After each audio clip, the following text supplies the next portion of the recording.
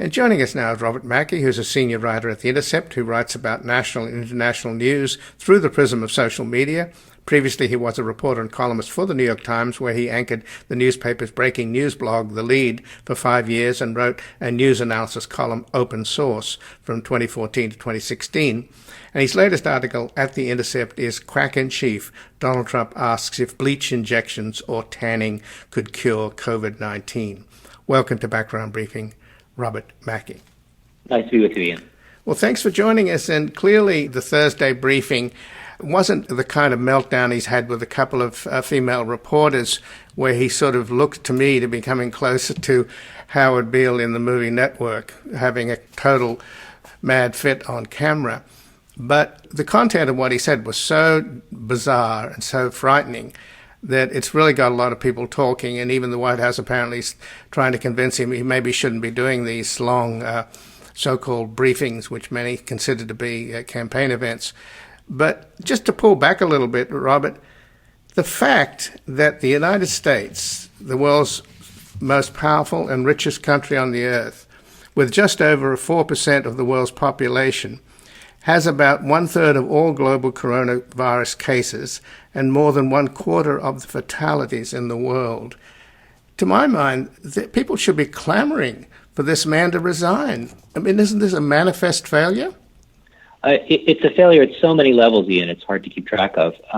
It does seem to be the logical result of, not just Trump's career, but decades of Republican orthodoxy that the government is the problem and that we should elect people who don't like the government. And then our problems will be solved more easily by getting the government supposedly out of our way. But I think it's a fair argument now, and a very clear one, that competence in government at every level, but particularly at the federal level, is often overlooked as an important thing. And now you notice its absence when it's not there.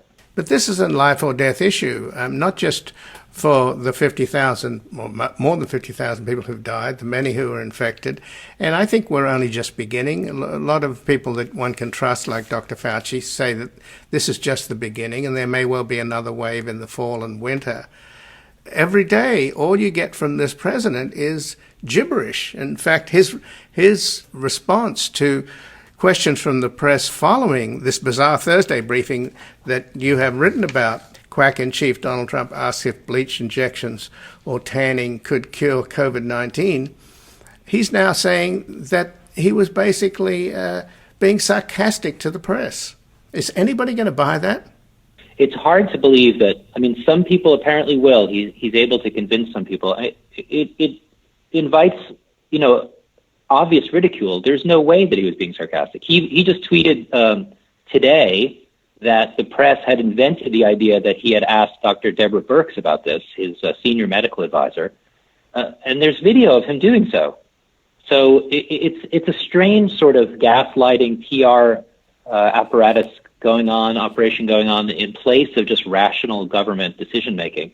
And I think something that's important about that moment, obviously he's off the rails and asking all kinds of crazy questions, but the fact that no one, the senior science advisor for the Department of Homeland Security who was there, who was responding to his briefing, the senior medical advisor on the coronavirus task force, Dr. Deborah Birx, that no one really is able to just stop him in his tracks and correct him, that he can't take in information that is contrary to his speculation, is obviously a very deep problem in the administration right now.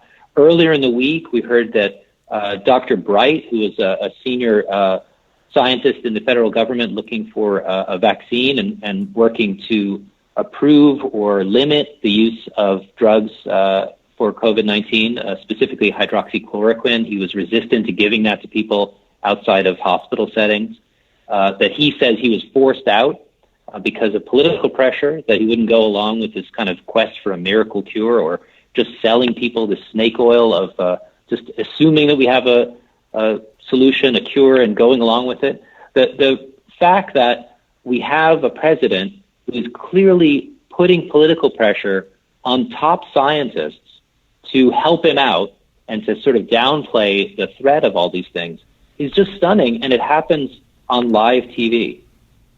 Well, let's play that clip just for the benefit of our audience so that we'll let them decide whether Trump was being sarcastic. So supposing we hit the body with a tremendous, whether it's ultraviolet or just very powerful light, and I think you said that has him in check, but you're going to test it. And then I said, supposing you brought the light inside the body, which you can do either through the skin or in some other way. And I think you said you're going to test that too. Sounds interesting. Right, and then I see the disinfectant where it knocks it out in a minute, 1 minute. And is there a way we can do something like that by injection inside or almost a cleaning? Because you see it gets on the lungs and it does a tremendous number on the lungs. So it'd be interesting to check that. So that you're going to have to use medical doctors with. But it sounds interesting to me. So that was the president on Thursday making this extraordinary claim, which so far he has been putting people's lives in danger, particularly with hydroxychloroquine, and he's had the echo of Fox News pushing that, recommending that cure. As not a cure. The VA did a study and found it's more dangerous to take, and it does. First of all, it doesn't work, and two, you could die from it because it upsets the electrical signaling in your heart. So it's a very dangerous drug if it's not properly prescribed. So where's the responsibility, though, Robert Mackey, for both Fox News and Trump?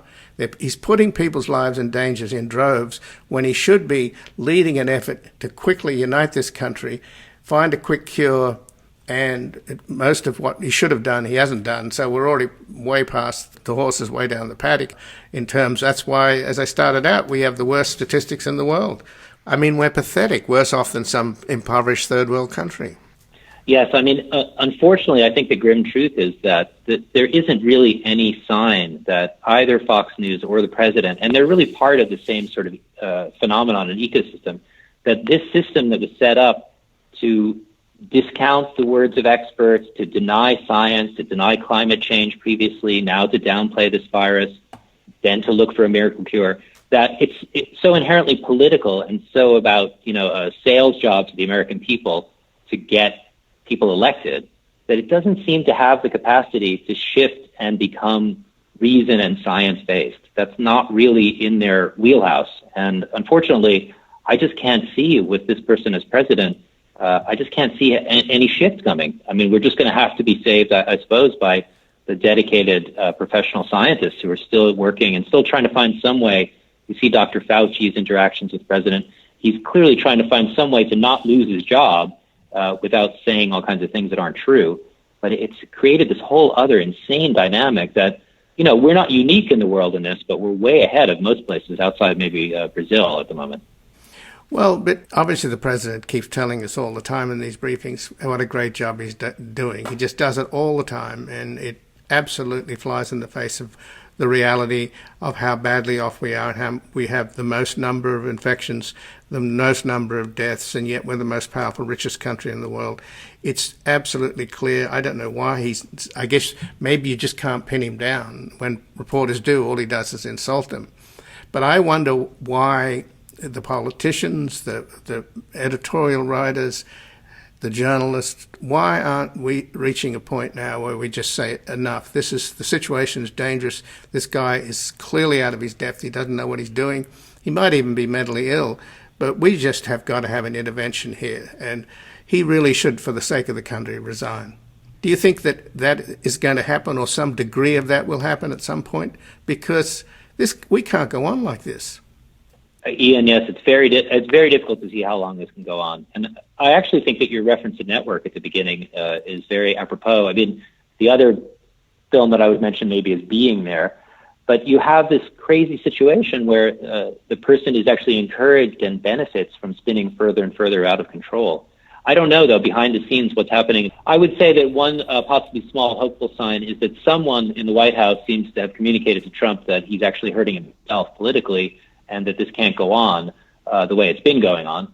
So on Friday, we saw he came out for the daily briefing in the midst of all this, blowback to his crazy comments on Thursday. He came out, started abruptly before any news channels were running. No one got the first minute of the briefing. Wrapped up after 21 minutes and left without taking any questions. And then they leaked to reporters that, well, they're thinking about scaling back the briefings. Maybe they don't need to do it every day.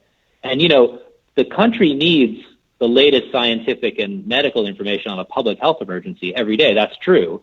But, as Dr. Fauci had suggested before, he could do that in a few minutes and then spend the rest of his day actually doing his job. It's been the president driving this, putting on these shows and, casting the people that he wants to come out to try and drive his relentlessly upbeat re-election message. That's essentially what's happening. So it could be that somehow a point was reached with giving this, really dangerous, frightening misinformation about the science to the American public, that someone's pulled him back inside the White House. And hopefully these things will slow down. And, he really doesn't need to be there very often, even if there are briefings. Well, just in the last couple of minutes, though, Robert Mackey, when you say doing his job, he doesn't really do his job. He watches television most of the day and sees how he's being reported on. It's like an actor who's not interested in the performance. He's only interested in the reviews. And my understanding is from insiders who've dealt with him that this kind of near meltdown that he has often in front of the public in these briefings is what goes on in the Oval Office all the time. He has tantrums. He's been described as the toddler-in-chief. Yeah, you can see it in the way, to bring it back to that briefing on Thursday, you can see it in the way that Dr. Deborah Birx felt like she had to talk to him when he said, essentially, Deborah, have you heard anything about light and heat as cure? And she said not as a treatment. She was just direct at first. And then she immediately obviously felt the need to sort of say something to humor him, to make his crazy idea seem somehow rational, and mentioned that, fever in the body is actually a useful thing in fighting off infection, and then sort of like ran out of material, and he interrupted her again. But you see this dynamic where they have to just deal with this person who is in this position for complicated, bizarre reasons, but is clearly out of his depth. And, you could float along for a long time, not really doing very much, watching TV when there wasn't a huge international crisis that was out of his control. But that's what this is, and he's responding to it incredibly poorly. I would say, there are other countries. Brazil's leader is off the rails as well. But I did another piece last week where I looked at the way that other countries are handling these briefings. I looked at a dozen other countries around the world, and almost all of them are scientific presentations that are either conducted by doctors or their health administration, and they give you the updates, and the politicians don't even speak. The leaders like Angela Merkel, who is herself actually a trained research scientist, she doesn't conduct these briefings. They come from the research institute in Berlin that oversees kind of the equivalent of their CDC, and then she speaks separately and obviously more helpfully and clearly. But this idea that every day we need to hear from the elected leader and that he dominates these briefings, it really is, we're basically unique in the world. Well, Robert Mackey, just in closing here, of course, Deborah Birx, who did look alarmed and did try to treat the toddler-in-chief to sort of to calm him down a little bit, or at least to divert him a little bit away from the insanity that just came from him. She nevertheless went on Fox and made excuses for him. So, maybe she's like General Mattis. She's a former Army colonel, I think she is. And that's right. She says she might well be one of these people that privately think the guy's crazy, but she's a military person, so she has to salute the commander-in-chief. She does. I think that, and the other scientist at the briefing, Bill Bryan, also a former military person. So he surrounded himself with people who, at their core, follow the orders of the chain of command.